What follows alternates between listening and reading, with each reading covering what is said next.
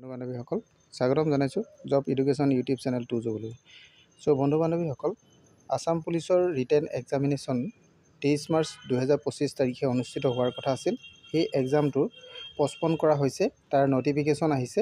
সেই নটিফিকেশ্যনটো লৈ আজি মই আপোনালোকৰ ওচৰলৈ আহিছোঁ। বন্ধু বান্ধৱীসকল, আপোনালোক যদি মোৰ চেনেলত প্ৰথমবাৰলৈ আহিছে তেন্তে চেনেলটো ছাবস্ক্ৰাইব কৰি কাষতে থকা অল নটিফিকেশ্যনটো অন কৰি দিব। আহক আমি আজিৰ নটিফিকেশ্যন, এইটো নটিচটো আপোনালোকে চাওক। 13 মাৰ্চ 2025 তাৰিখে প্ৰকাশ কৰিছিল। আপোনালোকৰ এইটো টোটেল ইউবিৰ 1645টা আৰু এবিৰ 23টা পদৰ কাৰণে এক্সামিনেশ্যন হোৱাৰ কথা আছিল।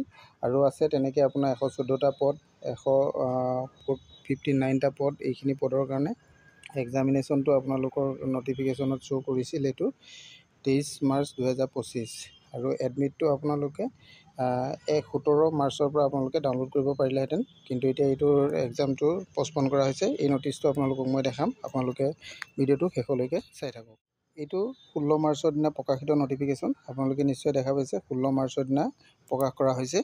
এই নটিফিকেশ্যনটোত আপোনালোকক ডেটটো, নতুন যিটো ডেট, সেই ডেটটো দেখুওৱা হৈছে। আপোনালোকে চাব পাৰিব ইয়াতে যিটো 13 তাৰিখৰ নটিফিকেশ্যন আছিল, সেই নটিফিকেশ্যনৰ ওপৰত ভিত্তি কৰি বনোৱা হৈছে।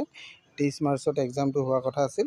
সেই এক্সামটো এতিয়া 6 এপ্ৰিলত আপোনালোকৰ অনুষ্ঠিত হ'ব। ইয়াৰ নতুন ডেট এইটো ডিক্লেয়াৰ কৰা হৈছে। আৰু এডমিটটো আপোনালোকে ইয়াতে চাওক, এডমিট কাৰ্ড আপোনালোকে ডাউনলোড কৰিব পাৰিব 1 এপ্ৰিলৰ পৰা 11 বজাৰ পৰা আপোনালোকে এডমিট কাৰ্ড ডাউনলোড কৰিব পাৰিব।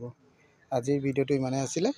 যদি আৰু ইয়াৰ ওপৰত কিবা নটিফিকেশ্যন আহে মই আপোনালোকক জনাবলৈ চেষ্টা কৰিম। Thank U.